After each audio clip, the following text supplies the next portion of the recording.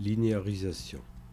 Donc la linéarisation est un procédé très utile à connaître impérativement qui consiste à transformer donc une expression de la forme cosinus de x à la puissance n ou sinus de x à la puissance n en une expression équivalente mais qui ne contienne que des termes du premier degré.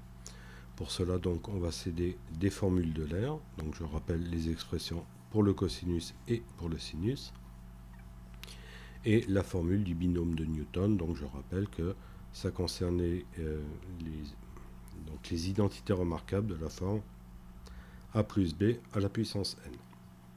Donc un moyen pratique de développer donc ce binôme de Newton consiste à utiliser donc le triangle de Pascal qu'on a vu donc dans une vidéo précédente.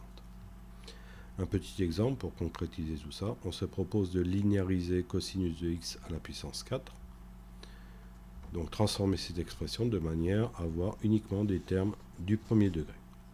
Donc première étape, ça consiste à remplacer le cosinus de x par son expression en fonction de la formule de l'air et qu'on va élever donc à la puissance 4. Je vais sortir le 2, comme le 2 est aussi à la puissance 4, donc ça nous fera 1 sur 2 puissance 4. Et là on reconnaît donc une identité remarquable de la forme a plus b à la puissance n, n étant égal à 4. Donc 1 sur 2 puissance 4, ça nous fait 1 sur 16. Ensuite, on va placer les coefficients, donc 1, 4, 6, 4, 1. Et ensuite, donc, les puissances décroissantes de 4, d'exponentielle de 4x, donc exponentielle de 3x, exponentielle de 2x, exponentielle de x. Et donc, on va faire l'inverse pour exponentielle de moins 4x, ensuite moins 3x, moins 2x et moins x. Donc voilà le développement de cette identité remarquable.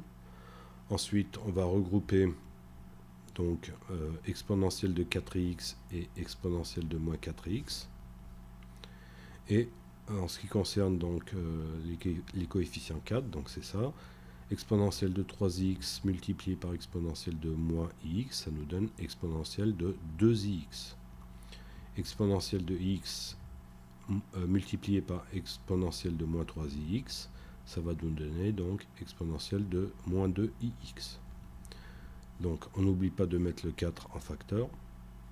Et pour le dernier terme, donc exponentielle de 2x multiplié par exponentielle de moins 2ix, donc ça nous donne exponentielle de 0 qui est égale bien évidemment à 1. On n'oublie pas le 6 avec le 16 au dénominateur. Donc reste à faire apparaître donc les cosinus. Donc on va décomposer 16 en 2 fois 8.